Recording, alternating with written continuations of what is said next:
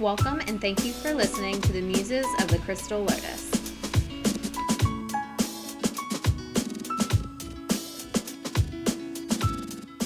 Good morning and welcome to another episode of the Muses of Crystal Lotus. It's just me and Stephanie today because everybody else is out doing other things. Life steps in sometimes. Life you just happens. Don't have any choices. Mm-hmm. So today we're going to talk about a multitude of silly things because we didn't really have a topic picked. So if you would like to submit a topic, Call to action. let us know what you'd like us to talk about, whether it's literature or medical or metaphysical or whatever. Spiritual. We do not talk about politics. No. We do not go into religion except when we digress. Well, I mean, that wasn't technically like a religion-ish topic. It was not meant to go down that path.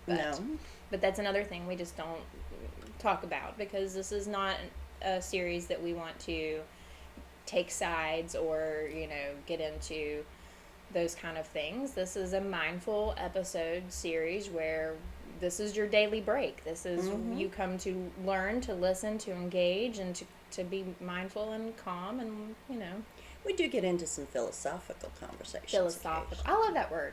Philosophical. I know it's sexy. It is. I think that's something that we don't...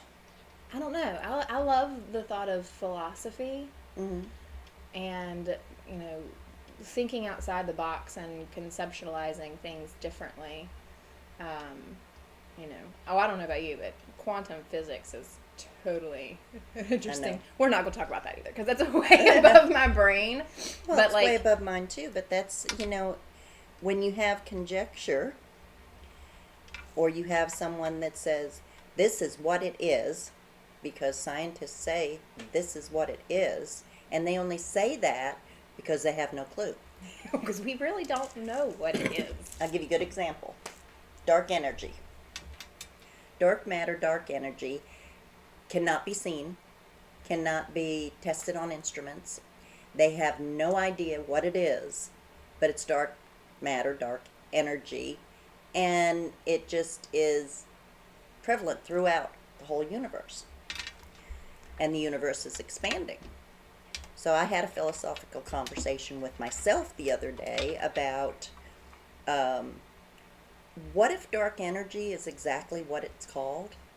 What if it's all the negativity that's getting thrown out all the time? And just collecting. And if you think that we are the only conscious beings in the universe, I would have to correct you and quote Jodie Foster, it's a waste of space if we are. But that having been said, if they're having as many problems keeping a positive attitude and making things work the way it's supposed to, that's a lot of negative energy going out there. So what if dark matter is just negative energy? Now, my brain goes to wanting to correlate that with frequencies. Because frequencies are a very scientific measurement to certain things. I mean, everybody's got energies and frequencies can be measured. Yes. So what could negative energy be measured of a frequency, like lower vibrations? Negative energy is a frequency. It's lower vibrations. The universe is all about vibration. Right. Everything. Okay. Everything is a vibration Yes. that comes across as a frequency. Yes. And when you're using the nice frequencies, positive energy and love and peace and happiness and all the other BS, technically the frequency's higher. Okay. When you're walking around, my life sucks. I hate this person or I hate that group. I hate cramps. Yeah. I'm sorry, honey. Then the frequencies start to drop. The earth has a frequency. Our magnetosphere has a frequency. All the planets have their own frequencies. And they're very measurable. They're very measurable. On a scientific level. Okay. We have our own frequencies. We are all connected, according to research, through the protons that are in our DNA, because they all vibrate at the same frequency. But when one person is acting one way and another person's acting another way, both of those frequencies, that energy is going out.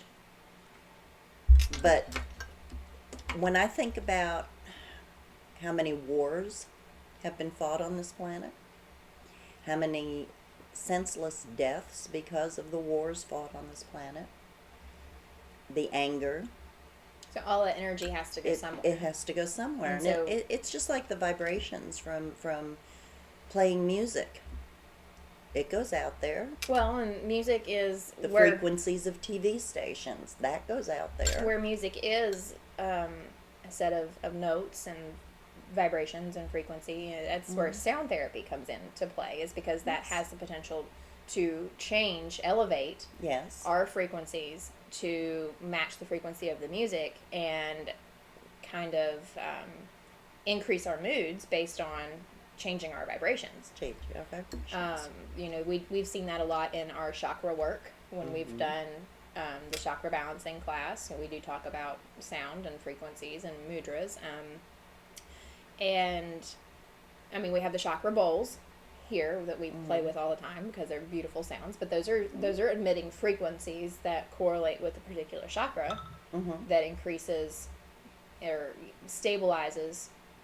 And so then I guess along those lines, that's how when you're in a room and someone's got a low vibration and your vibration is higher, empaths kind of, if they're not used to or don't know how to ground and protect themselves, that's why empaths can pick up on someone else's negativity or lower vibrational energy, and that pulls them down. And pain is usually a lower vibrational energy. And you told me this morning, I can sense that you're in pain. I knew it the minute you walked in the door. Lower vibrational frequency today. It's very fascinating. Empaths have a pretty hard time of it if they have not accepted that particular gift and had a little training in it, how to protect themselves. So can we talk about that, actually, since we've shot down that rabbit hole? Like how to ground yourself or protect yourself as an empath? I can only tell you how I do it. Okay, I mean, I don't know if there's any set way. Because then I can tell you how I do it. I don't know if there's any set way to do it. No, everything's different. When I wake up, I throw my legs over the side of the bed. And I can do this usually in about 30 seconds now, but starting out, it takes a little while, okay? Maybe 10, 15 minutes. The first thing that I do is I send out that root from the base of my spine, and I ground myself. I just picture that root going down into the ground as far as I can let it go and out as far as I can let it go, and when I'm done, then I take stock of my body. How do my feet feel? Are they sore from yesterday, or are they doing okay? Well, the way that you wear heels all the time, I can imagine your feet hurt every single day. Well, only heels that are half size too small. But then I just work my way up. Do I have any cramping in my legs? Did I have Charlie horses while I was sleeping or something? How are my hips? Are they moving around the way they're supposed to? How's my body feeling? Do I have stomach cramps, or do I have an upset stomach, or is the bowel feeling really weird? And you just work your way all the way up to the top. And when you get done and you've taken stock of what you're feeling in your body, you know your body. Then you're going to ask, what is my mood today? What's my emotions? Am I happy? Can you do that before coffee? Yes. Well, coffee gives you a jolt, so you have to do it. You just ask yourself, am I happy? Am I hurting, so I'm not so happy? Is it Monday and it's pouring the rain down? No, I don't want to go to work. That's a mindset. I know, but that's it. Where is your head at? What is your feelings? When you get done and you know how you feel, you're going to picture kind of a white light bell jar just coming down, and it's just going to surround you. And you let that go into the ground and go out and follow your roots and just bubble you in. And that is your shield, which you can also use as a mirror. So you're in this great mood, nothing hurts in your body, you're going to go do your errands, you walk into a store, pharmacy, whatever, and all of a sudden it's like, whoa, why am I so pissed off? All I did was walk in the door. Or, daggone, my back hurts. And that was this morning. And this is... You didn't protect yourself from me enough. This is what empaths go through all the time. Because they are feeling someone else's pain. They know it's not their pain, they check themselves. It's not their emotion because they have checked themselves. So what you do is you just kind of look around a little bit and you'll lock eyes with somebody, and that's the person that emotion or pain is coming from. It's like a radar. And once you've done that, you can mirror it back so that you're not feeling it. Yeah, that's what your and your you bell always is for, is to you reflect always it. mirror it back with compassion. To try to help uplift their Yes. vibrations. See, energy, vibrations. Send a little love. If you're a Reiki master too, send a little healing. So that's very similar to what my grounding practice. I actually wrote a blog about it a couple months ago. Mm-hmm. I'll attach it in the show notes during during the quarantine process, actually, because I was reading an awful lot of people on social media that were, granted, that was a very scary time period. A lot of uncertainty. We don't know anything going on, but a lot of people were, can you feel it in the air? I feel this heavy chest pressure all the time, and that's because you're picking up on the collective, the world energy. Mm-hmm. It was a lot, and it was a lot to handle, and I was having problems with it in the beginning of the quarantine, probably around late March, early April myself. Mm-hmm. And so I did a lot of research and picked out certain grounding practices, and the tree and the bell, and that's definitely one that I found is very common. A lot of people do that one. And I started practicing it myself. Mm-hmm. And it worked so well, I wrote a blog about it. Like, hey, this is what you can do to help ground yourself and protect yourself from a lot of the lower vibrations that are surrounding you. Mm-hmm. But, we've talked about on previous episodes how obsessed with trees I am. Mm. So when I get into that meditation, it's not a quick 5-minute thing for me. I have to, visualize the roots of my trees. I have to see the bark. And, I like roots. I like trees. So it's got to be, I go in this whole big visual thing. So, yeah. I try to do my meditations at night before I go to bed because it helps me clear my mind and lay down and know that I have a set plan and I know what I'm doing. Mm-hmm. And I've already put up my requests, prayers, to have answers from certain guides and things. But if I tried to do a meditation in the morning, I wouldn't be able to focus. Yeah, I can do the grounding thing in the morning. It's typically not like you do first thing. I have to have coffee first before I can. Yeah. Just because coffee makes me happy. Well, yes, but you don't want to know that coffee makes you happy when you're trying to figure out how you truly feel because it's a stimulant. It's very true. You want to know what your body is doing and what your mind is doing and what your emotions are doing and what your spirit is doing before you put that bubble on. Yeah. I can see that. So I might have to alter a little bit, but... And then I head for the coffee pot. Usually my husband does a very good job of waking me up with coffee and setting it down on the table beside me. Mm-hmm. My husband used to do that. I'm very spoiled. I hate to say it. I don't hate to say it. I'm very spoiled. I love that Frank he does that for me. used to do that every morning for me, as long as I was drinking my coffee black. when I started putting creamer in it, because, just black coffee messes with my stomach now, I started putting a little creamer in it. He said when I go back to drinking black coffee, he'll start bringing me more coffee in the morning again. Yeah, well, I mean, yeah, I'm a black coffee drinker. I prefer it that way, first thing in the morning, because I don't want that sugar spike before I've eaten or anything. I haven't found that perfect creamer yet that's... Oh, I found my perfect creamer. I guess you would say, I wouldn't say healthier, because it's all going to have sugar in it, but where I don't really mind having sugar in the morning. Does that make sense? Yes. It's just kind of odd, but...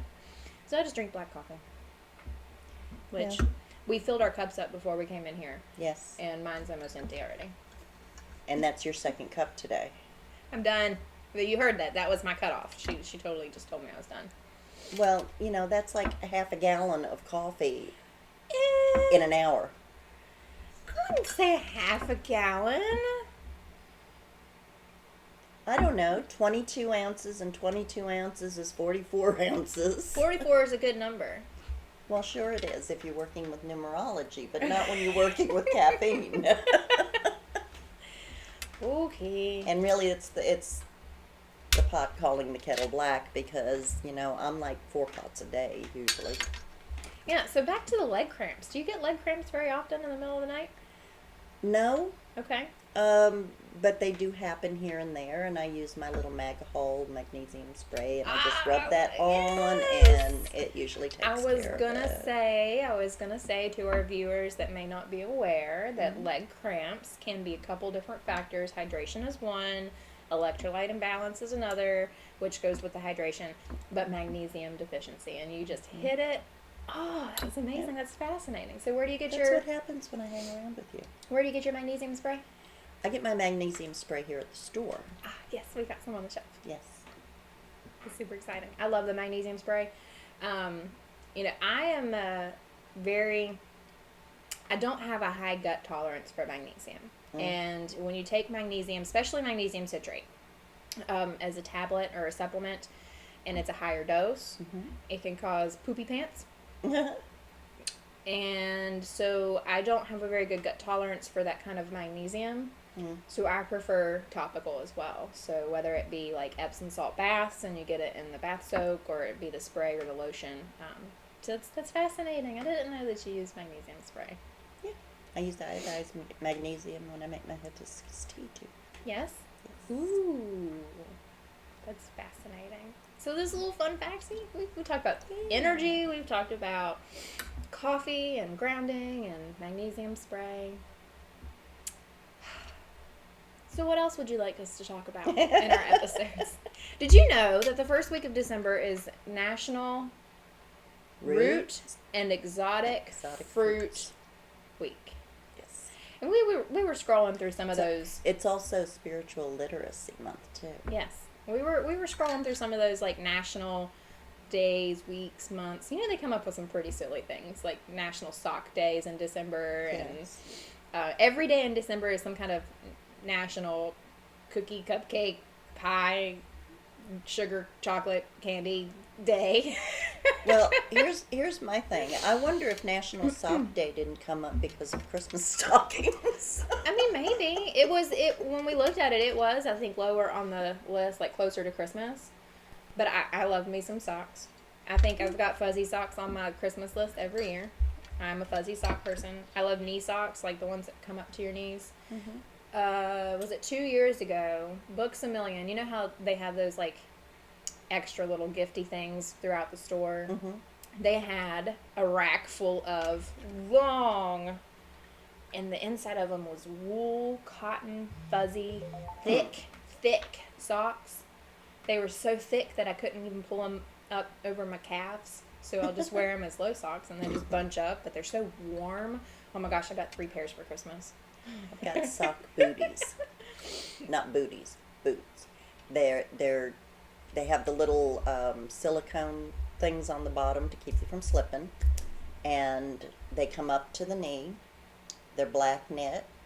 And they have a fur collar on them. with the little tie that goes on there, and it's got pom-poms on the end of the Aw. tie, and they're so cute. But they're a lot of fun to wear in the wintertime, too. Yes. See, I think my favorite thing about cold weather is that I get to go home. Mm-hmm. You know, because you know when it's dark outside and it's cold and you get in your car after a day of work and your toes are cold and everything's cold, you go inside, you take a nice hot shower, and you get warm from the shower. Mm-hmm. And then you put on your fuzzy knee socks and your cozy pants and your bathrobe, and you grab a book and you sit under a heating blanket on the couch and you drink your tea and you read a book and you're just cozy. And that, I think, is one of the things that really helps me adjust to the cold and the winter and the darkness is because I set up time to be cozy. I make the time to be cozy because that's just a thing. I love cozy. When I go home at night, which can be anywhere between 8 o'clock and midnight, the first thing I do, everything comes off. Jewelry, bra, clothes, all come off. And I have my little warm fuzzies that I put on.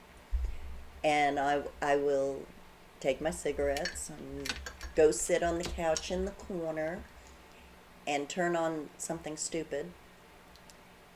And I will sit there and eat a sandwich or something like that because I don't like to eat a heavy meal before I go to bed. And I will have a cup of tea. And my tea go-to now, when I've had a hard day, What is it? What is it? Tell us. Grounded Serenity. And that is like curling up in a cozy blanket out on a porch swing with the little chimenea going and just watching snowflakes fall. I mean, it's just, it makes you feel so good and it relaxes you, and that's my go-to tea. You know, I think that's the top seller. It is. I think last month it was the top seller in the store, wasn't it? Yeah. I make that one frequently. It is, and the purpose of the Serenity is it's got calming herbs in it, and it's got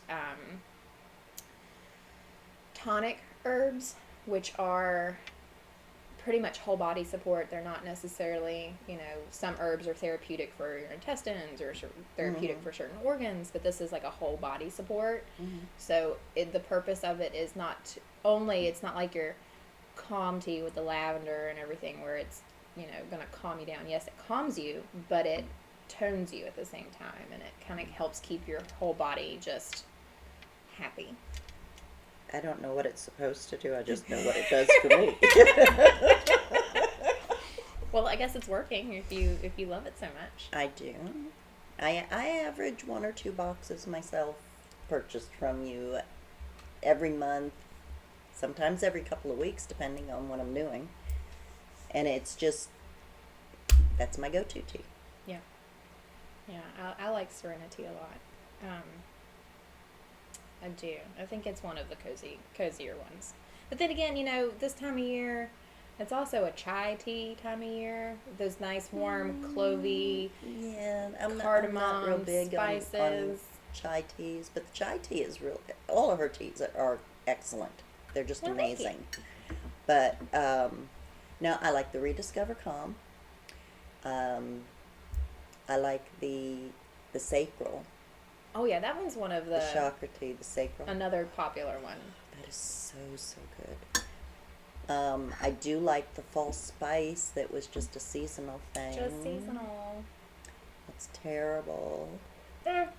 Well, okay, so technically I can make Fall Spice year-round due to the convenience of grocery stores, and organic apples are, typically easy to find all year round. But purchasing an organic apple when it's not in season,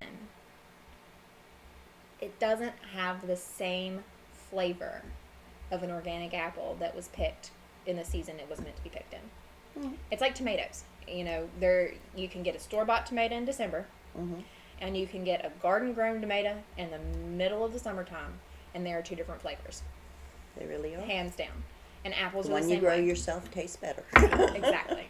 But apples are the same way. And so I like to keep it seasonal. That way we just get the best rich apple flavor that time of year. Well, don't you have something coming out with pumpkin?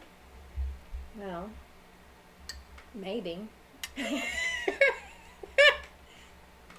That's also a seasonal flavor, though. Mm-hmm. So going into December, it won't be lasting much longer. No, probably not. No, I'm switching gears to, it'll be back to cocoa mint, which will be our winter flavor, like the mint chocolate. Chai is also a real big winter favorite. And I'm toying around with a couple other things right now. I'm not going to tell you my secrets just yet, but there's a couple other winter flavors that I've got in the works that'll get us December, January, February until we get back into spring. So, not telling my secrets. I expect a really nice blackberry flavor in the spring. Spring? Blackberry would be about summer, wouldn't it? Listen, I've got to play around with that dehydrator more. Blackberry would be better in the spring than ramps. Well, you know, ramp do tea. a ramp tea. I've never had a ramp in my life, honestly. Never had a ramp. Mild onions. But I hear that I'm not missing much. No, I'm just kidding. There's a lot of people that love ramps. Real oniony, right? Mm-hmm. Yeah. Also in a wilted salad. Everything goes in a tea bag, so the seeds wouldn't be a problem. But I do not use flavoring. You know, a lot of teas on the market that have like blackberry flavor or peach flavor, they use flavoring or an extract of some sort, That's and true. they soak their herbs in that flavoring, and so when you seep it in your cup, you get that flavor extract in your And cup. the smell. And I don't use flavorings. I don't use extracts. If I can't dehydrate it and grind it up into a powder so that you're actually getting the fruit in your cup for that flavor, then I don't use it. But see, I am relatively new to the dehydration process. I just bought the dehydrator this year. I haven't perfected the method. Obviously, the pumpkin turned out into pumpkin jerky, and that was just not okay. No. Not okay. Not good at all. But I've had requests for like peach tea, and I would love to do a peach black. Oh my gosh. That would be nice. Right. So I mean, I've got ideas, but I have to be able to work that dehydrator before I can make them happen. One of my favorite smoothies is pear and spinach. Oh, I love pears. Pears are winter. Fruit. I wonder what a tea would taste like with pear and spinach. Oh, pears winter. Oh. Just gave her a new idea. Oh, that's exciting. I never even thought of that. I've never even thought of that. Pears are a winter fruit. This time of year, pears and cranberries. There you go. Stay tuned, folks. Yep. Brainstorming on camera. Don't tell my secrets. I trust you. Yeah, right. That's so nice. We trust our viewers, right, guys? Yeah, sure. Put all those beautiful ideas out there so they can get them on You themselves. started it. You started it. This has been great. We're going to have to cut it short because we're getting close to time to open the store. Rearranging, and we've got some new things coming in the store, Yes. New furniture displays. and it's going to be great. It's going to be wonderful. So we just wanted to, come on today and say hi. And we've gone over some really good things, but really our biggest call to action right now is, what do you want us to talk about?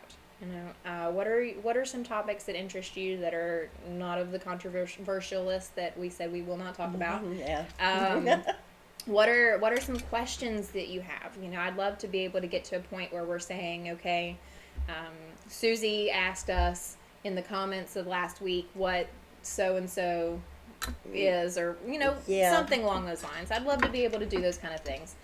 So, but if you put in something crazy, like why is the sky blue, it's we probably will not going to get answered. No, we'll try to answer it. It just may not be a very... It won't be a very technical answer for your question. We will answer it, but it just might not be the answer that you're looking for. But try. So that, Yeah. I'd love to. Ultraviolet light. That's so. fine. Okay, wait. Before we go, no, now we're not getting into that. Hold on. One more question. Well, this is very okay. small. What very is small. Okay, so I've always wondered since I was very, very little. Okay. Mm-hmm. You see through your eyes, mm-hmm. and I see through my eyes, mm-hmm. and we collectively agree that this cup is white, mm-hmm. right? Because that's what we were taught. Because that's what we were taught. Is this is white. But what if we might have been taught this is white? But what if though you see this cup as white, but what you see is what I see as red? But you were taught that that color is white. Mm-hmm. It's because of what we associate with. Does that make sense? Is that like, what if white to you is red to me, but we were both... It's a common thing, okay? We'll never be able to see the world through other people's eyes. If you live in Spain, okay, and you speak Spanish, and you come to America, you don't know what that other person is saying if you've never taken Spanish. They see things a little bit different than you see them because, okay, I've heard this said, this is not my belief. Hey, if you're going to come to America, speak American. Well, that's just a crock because, American is just a language that they chose for the country. And I can tell you there are enough immigrants in this country. We digress. Anyway, if rojo. Mm-hmm. You know what that means? Red. Exactly. All right. But what if I said blanco? White. Mm-hmm. It's what you're taught. It just always has made me question and wonder. It doesn't matter if whether colors it's are the same. Whether it's a color, or a language, or a decor. I see through different eyes because, one, I'm old, than you do because you're younger and you still see things as fresh. But are they the same color? Of course they're not the same color. Like, what does your white look like? Other than white. Exactly. Is it, or what is your red? So let's go here. Okay. All right? This is white. This is also a shade of white. Right. But it's a different shade. Right. You can still say white, but it's not actually white because this is more of an ivory color. Well, but what if we're calling made up it white? All these names. But what if we're calling it white, but you see a different color than I see? Then you're probably colorblind, and that is something that there is a lot of that. I think we're missing. I still think we're missing the paradoxical question here. If I see the world as a beautiful place through my eyes, with a lot of people who love each other, truly care about their neighbors, help out whenever they can, and you see it, and this is going to be really funny, you see it as a horrible place. People hate each other. Nobody wants to help. Nobody wants to do anything. You don't want to be involved with anybody. Okay? And this is a big reverse here because I'm from New York and she's from West Virginia. So, it's your perception. Individual perception. If the cup is red, and I was brought up being taught, this is white. If you're brought up in an area that's ugly and hard to live in, you're going to have a different perception of the world. Well, seeing through each other's eyes. Well, we're still turning it into a philosophical conversation. I just want to know if we're seeing the same color, but calling it the same color. But we're seeing two different red. Colors. But what is red? What is... Okay, if you want to get totally technical, this cup is white. No, it's not. Look on the inside. Okay. Okay, do we see? This cup is white. happy? No. Are we seeing the same color? We know what the names of the colors are, but are they the same color that we're seeing, calling it the same color? The same color in a different hue. But it's never going to be, okay, this is white, this is green. But what if your green this is not my white? Blue, but I call it green because, anyways, sorry. That goes back to color blindness, because a lot of people don't see the same colors. They don't see the same colors. Their vision, and I'm not a doctor or a scientist, so I don't know how it works, but they can look at a blue lamp and see it as green. Well, yeah, but they call it green because that's what they see it as. But what if Yes, we're looking at the same color? It's not green. It's blue. I still think you missed my original intention behind the question. Your original question was, you see through your eyes, I see through my eyes, but do we both see the same thing? Yes. So red is an infinite color that we're both going to see as what we see as red. Yes. Regardless. Nobody sees why? different colors and... Do you know why? Because you were taught this is red. But that's a name. But red is a name. Is red a particle? Man has to name everything. Man created time.